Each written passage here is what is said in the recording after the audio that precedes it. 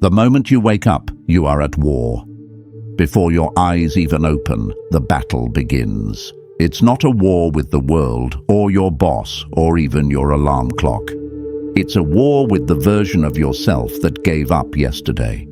The version that is already negotiating for 5 more minutes.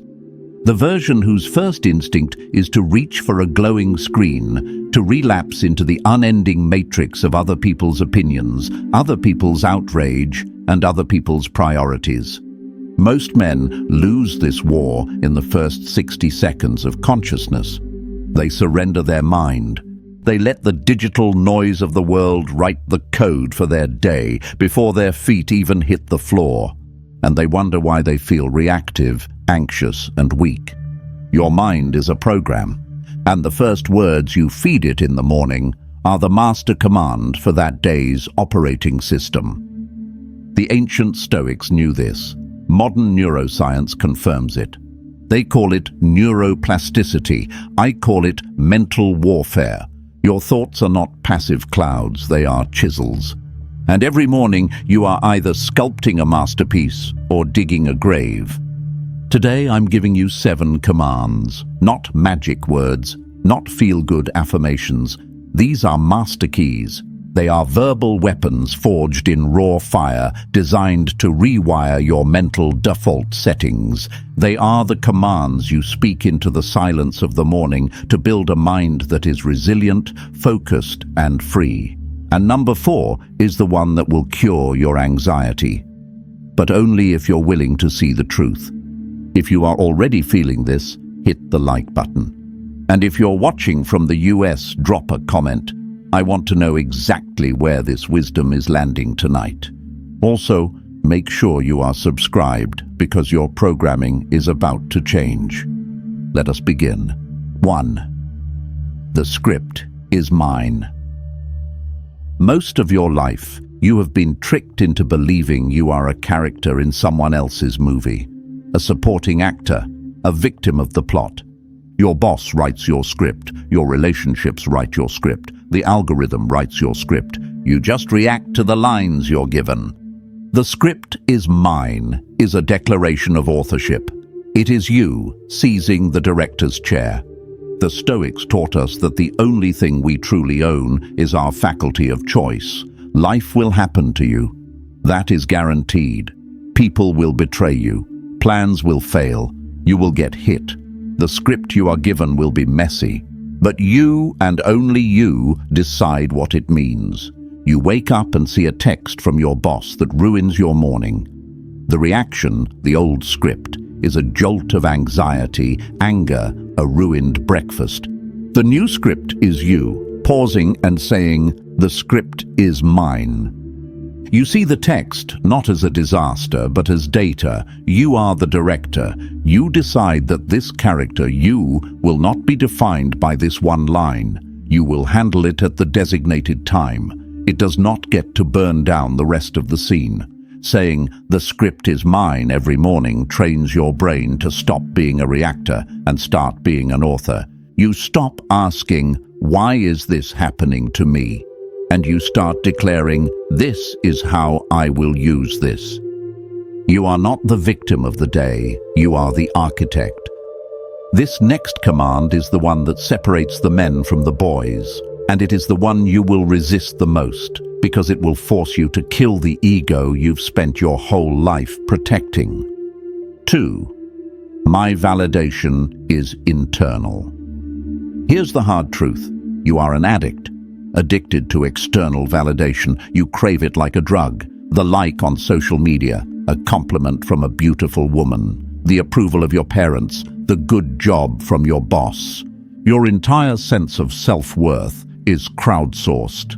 It's a stock price that goes up and down based on the random opinions of people who, frankly, are too busy worrying about their own stock price to truly care about yours. This addiction is the greatest control mechanism ever invented. As long as someone else has the power to make you feel good or bad about yourself, they own you. They can pull your strings and make you dance. I am enough is too weak. It's passive. My validation is internal, is a revolution. It is your declaration of emotional and psychological independence. It is you firing the entire world from the job of telling you who you are. You post your work online, it gets 0 likes. The old you would crash. But the new you, who says, "My validation is internal," doesn't flinch. The work was the reward. The effort was the victory. The public's opinion is the icing on the cake, not the cake. This is the hardest path. Epictetus, a former slave, said it best. If you want to improve, be content to be thought foolish and stupid. To be truly free, you must be completely 100% okay with being misunderstood by the herd. You are choosing to be your own judge, and in that you will find unshakable peace. That's 2 commands down. This next one will free you from the 2 greatest thieves of your life, regret and anxiety. 3. This moment is the only battlefield. Most men are ghosts. They haunt 2 worlds that do not exist. The first is the past. You are trapped in a prison of yesterday. You replay conversations, wishing you had said something different. You relive mistakes, bathing in shame. The second is the future. You are lost in a fantasy of tomorrow. You live in a constant state of what if. You rehearse arguments that haven't happened. You are paralyzed by 1,000 disaster scenarios. Your mind becomes a time machine that only travels to your failures and your fears. And while you are haunting the past and the future, today, your one real, tangible day, slips through your fingers, completely untouched. When you wake up and say, "This moment is the only battlefield," you are pulling your scattered mind back from these 2 phantom worlds. You are anchoring yourself in the only place your power actually exists. Right here, right now. This is what Marcus Aurelius meant when he wrote, "Confine yourself to the present." He wasn't being poetic. He was giving you a combat strategy. You wake up and your mind instantly floods with the 50 things you have to do this week. The weight is crushing. You're paralyzed before you've even started. You stop. You breathe. This moment. What is the actual engagement? Not the week, not the day, just this moment. The battle is, will I get out of bed? You win that. The next battle is, will I drink this glass of water? You win that. Stop trying to win the war. Just focus on winning the current 60-second engagement. That is how empires are built. If you're getting value from this, if you feel that shift happening, tap the like button. It tells me you're serious about this work. Now for the next one, the one I promised you. This is the command that cures anxiety. 4. I control the narrative. Your mind's job is to slap labels on everything. This is a disaster. This is unfair. This is the end of the world. These are not reality. They are judgments, and your judgments are poisoning you. Marcus Aurelius taught himself to strip bare the event from the story he told about it. A terrible presentation is in reality just feedback. A humiliating rejection is just a no. I'm ruined is just a change in finances. When you feel that surge of panic, you stop and say, I control the narrative. What actually happened? The fact is, I lost my job. The label is, I'm a failure. The fact is, she ended the relationship. The label is, I'm unlovable. You must separate them. The fact is something you can act on. The label is a story that paralyzes you. This single command pulls you out of the emotional drama and places you back in reality. You stop being the victim of your own story and become a strategist again. See the world as it is, not the horror movie you've layered on top of it. This is the key to clear, rational action. 5. My purpose comes first. This command is your compass. Why are you here? Most men don't know. They drift. They are slaves to their moods. I don't feel like it. I'm not motivated. Motivation is a fickle mistress, but purpose is a bedrock. When you say, "My purpose comes first," you are choosing your why over your feelings. This is what separates professionals from amateurs. The alarm goes off, you're tired, your feelings want comfort, but your purpose demands that you get up. You say, "My purpose comes first," and then your feet hits the floor. Your feelings become irrelevant immediately. Your purpose is the filter for every decision you make. Does this serve my purpose? Yes or no? Junk food? Number. Mindless scrolling? Number. The difficult work? Yes. The workout? Yes. This is how you build a life of intention, not impulse. This is how you stop being a slave to how you feel and start being a master of what you do. Your purpose is your ultimate why, and it's the only thing that can pull you through the hardest days. This next one will probably make you squirm in your seat, because you have been force-fed a lie your entire life. The lie that comfort is the goal. That happiness means the absence of struggle. That lie has made you weak. 6. I accept the pain. This is your antidote. This is amor fati, the love of your fate, on steroids. This is not passively accepting what happens. This is actively welcoming the struggle. Why? Because discomfort is the only currency that buys growth. Pain is not your enemy. It is your trainer. It is the signal that a weaker part of you is dying to make room for a stronger one. Seneca wrote, "Difficulties strengthen the mind as labor does the body." You understand this in the gym. You know the pain of the last rep is where the muscle is torn down and rebuilt stronger. Yet you run from this exact sensation in every other area of your life.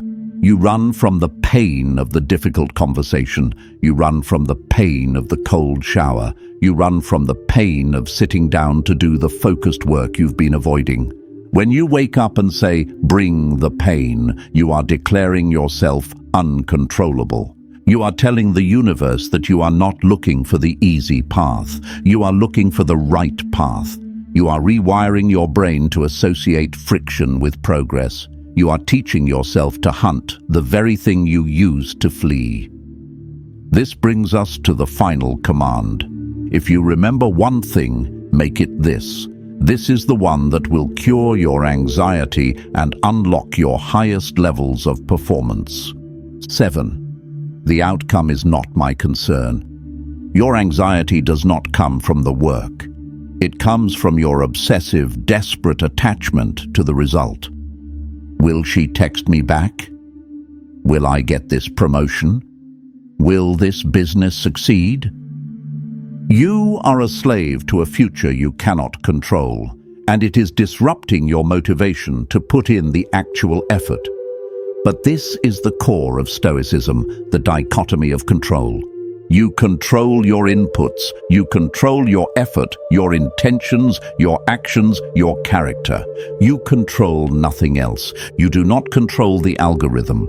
You do not control the economy. You do not control other people's feelings. You do not control the outcome. When you say, "The outcome is not my concern," you are not becoming passive. You are not giving up.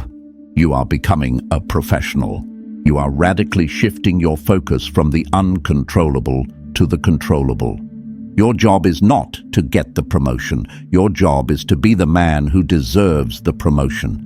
Your job is not to make her like you. Your job is to be the most confident, authentic version of yourself. Your job is not to build $1 million business. Your job is to flawlessly execute today's sales plan. The man who is attached to outcome is fragile. If he fails, he breaks. But the man who is attached to the process is a rock. If he fails, it is simply data. He learns, adjusts the process, and goes again.